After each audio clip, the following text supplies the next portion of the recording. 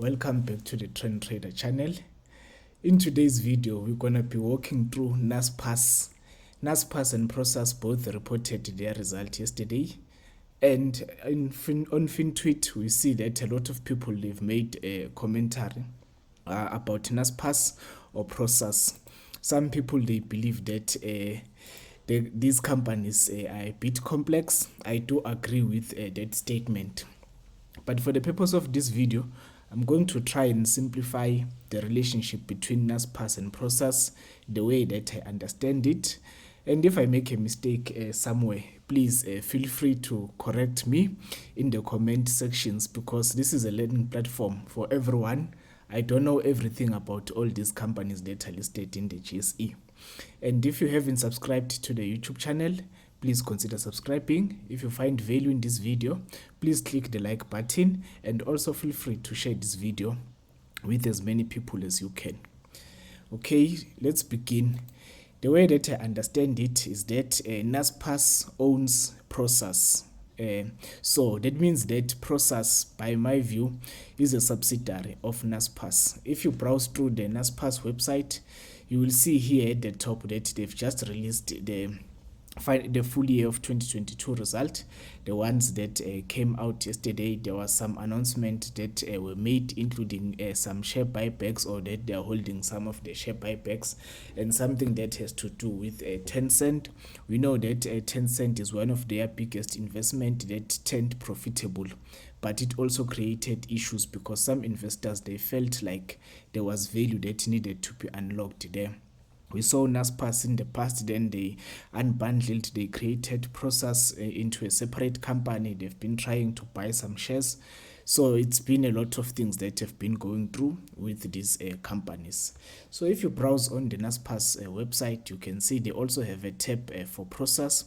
But if you just look at what how they describe Naspers, they say Naspers is a global internet group, and it is one of the largest technology investors in the world. I do agree with that statement.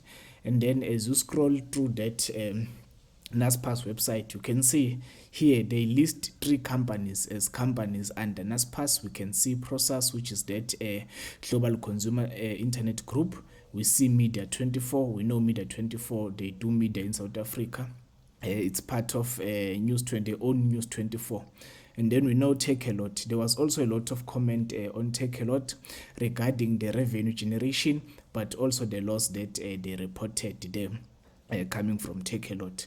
So from here, you can just see that each company, you can visit each of those companies' website, but the company that we are more interested in is Prosus. Okay, so now when you go to the Prosus website, now you see that Prosus is a global consumer internet group, and it is also one of the largest technology investors in the world. But then now when you browse through looking at the companies that fall under Prosus, you can see that there are a lot of companies, or you can just simply click on companies. Then you can see where the companies they're invested in. From here, you can see that they operate in different segments. They've got payments and fintech, classified, food and delivery, social and internet platform, ed tech, e-tail, travel. And then you can browse through. It's a whole lot of different companies. Some we are familiar with, depending on the type of internet use you are doing with your internet. I'm familiar with Udemy there. There's also a Skillsoft, Stack Overflow. I'm just listing the ones that I'm familiar with. Property24, you know, we like to visit Property24, even though we don't have a lot of money to buy those houses that we're interested in. We know OLX, we know Luno. Some people, they buy cryptocurrencies using the Luno platform. There's just a lot of these companies there.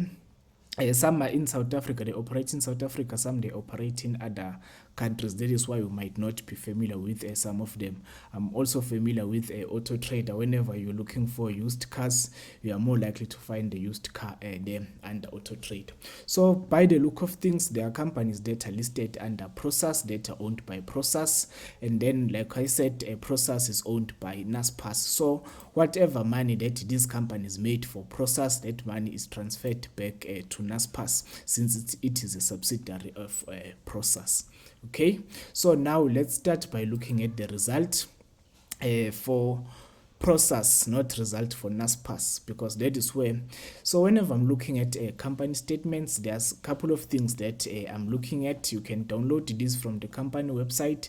They released those results yesterday. As you can see there at the top, you can get those results up there, and also for Naspers you can get the result up there.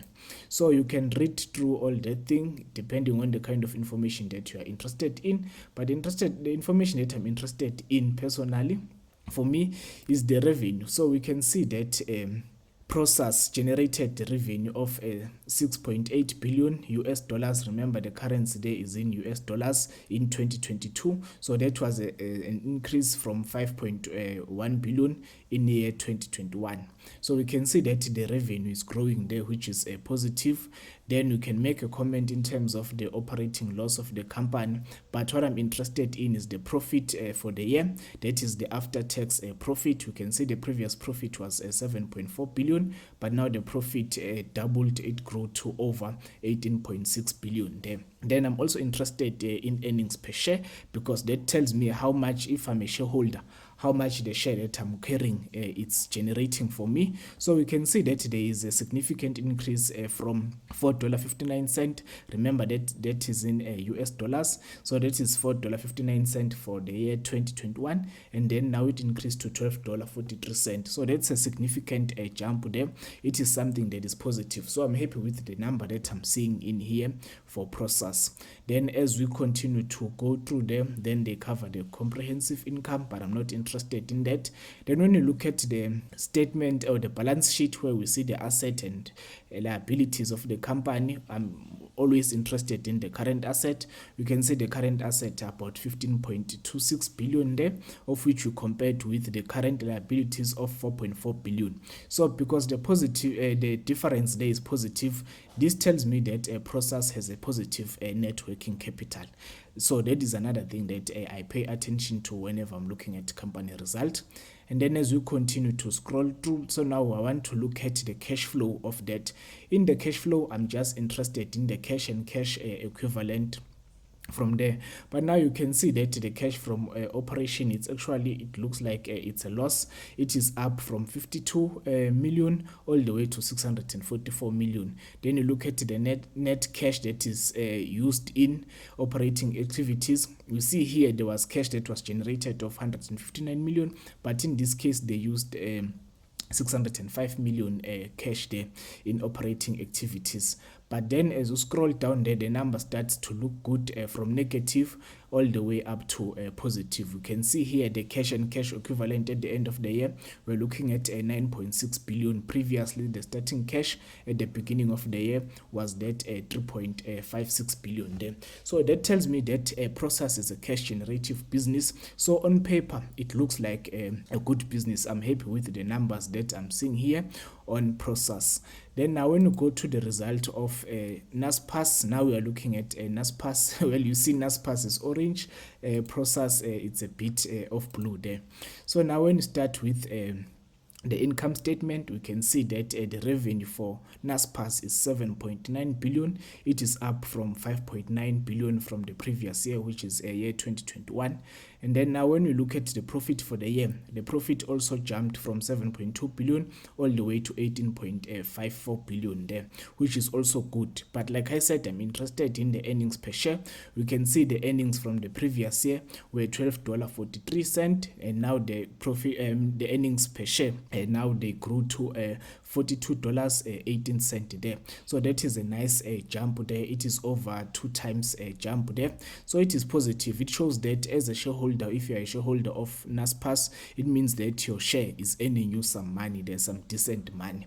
Then once again, if you look at the balance sheet of Naspers, we can see that the current assets are 15.52 billion, but if you compare, you look at for 2021 and 2020, they say that they were restated.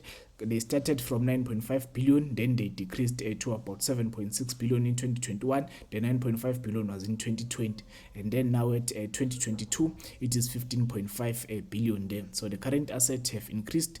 Then when you look at the current liabilities, we can say the current liabilities are at 4.6 billion. Once again, we have a positive net working capital, so Naspers is in a position to be able to fulfill their short-term obligation. Short-term, we're talking about up to 12 months. That is why we're interested in current liabilities there. Okay, so now when you look at the cash flow statement, once again, like we did with Prosus, we can see that the cash from operation, we're also starting with the loss here. The loss is 734 million. But as you scroll through the number, then it changes to positive. We can see the cash and cash equivalent at the beginning of the year was 3.7 billion, and then now the cash at the end of the year, it's 9.7 billion. Once again, just like a Prosus, Naspers is a cash generative business. On paper, it is a good business. Now, if I'm interested in buying this company, if I don't have a position yet, then we need to use the chart in order to determine whether we are in the favorable place in order to buy this company, because just because the company looks good on paper does not necessarily mean that we can just jump into a company and then start buying. So we're going to start by looking at the chart of Naspers, because that is the chart that I was looking at. So we do have a Telegram group where I speak to some people about stocks. At that time, we were looking at this level. We were expecting Naspers to jump just at this level. Let's see if we can get something to draw with. Okay, so we're looking at this level, which was the previous resistance there. You can see that the share price has been consolidating somewhere around 1.4 and just around 1.9, 1,900 rand. So we're expecting a jump there, because we saw that some of the Chinese tech stock or internet stocks were turning up. So for that reason, we also anticipated that Naspers was also going to start to trade higher. Before Friday closed last week, we had a buy stop order around 1,950, but the market opened with a gap there. As you can see, there's a gap on the chart. So instead of our trade triggering at 1,950, our trade actually triggered somewhere around 2,260 or so. So that position now gives us an unfavorable risk to reward. Initially, the risk to reward was favorable because we saw that there is this potential resistance here. So we anticipated that if the share price break above this resistance level, most likely it is going to find a resistance around this price of 2.4 thousand rand per share there. So instead of having this 1:2 risk to reward, our risk to reward has now been affected. But as the things as they are, what we're waiting to see now, we want to see the share price breaking above this level. If the share price does manage to close above 2,400 rand per share, then the next potential resistance level is somewhere around just above 2.6, maybe 2.7. So it means that if it managed to break above 2.4, the next challenge for the share price is to break above that 2.7. And if it manages to break above 2.7, then we can expect Naspers to continue to trade higher as things stand. But now at this moment, because of this gap, there are people that believe that a gap will need to close. So here you need to practice your own discretion. It's up to you whether you decide to buy if the share price starts to trade above 2.4, or you wait for the share price to come back and fill this gap. When people are saying that the gap needs to be filled, they don't necessarily mean that the gap needs to be filled now. It can take some time for that gap to be filled, but just keep in mind that Naspers yesterday created the gap there. We do have a Naspers position. Just to disclose our position, we do have a Naspers position at the moment. The position, fortunately, even though it was triggered above our preferred buy level, we are fortunately we are still in profit on that position, and we're anticipating that Naspers is going to break above that 2.5 in the short term, and then eventually it's going to break above that 2.7. But if that does not happen, we have shifted our stop. Remember, initially our initial plan was to get in at 195, but now since we got somewhere around 2 point something, we now shifted our stop loss to that 195, which represent just, it is less than 2% of our total capital that we can lose there if the stop loss is triggered. Remember, risk management is important more than anything. Don't just buy a lot of companies because you feel like that company is going to change your life. So now let's look at Prosus. We don't have a position on Prosus. Prosus has a similar setup to Naspers, but we only have a position on Naspers, not on Prosus. Once again, you see we have this resistance level here, of which the share price broke above yesterday after they released those results. There's something about a share buyback that they have mentioned, and then there is this potential resistance level here somewhere around 1,200 rand per share, and then once Prosus clear this level somewhere around 1,400 rand per share, then we can expect a Prosus to continue to move further up. So here we're only using a technical analysis. We're not talking about the value of these companies, whether these companies are cheap or expensive based on their net asset value and their trading price comparison. Here we are just looking at the path of least resistance.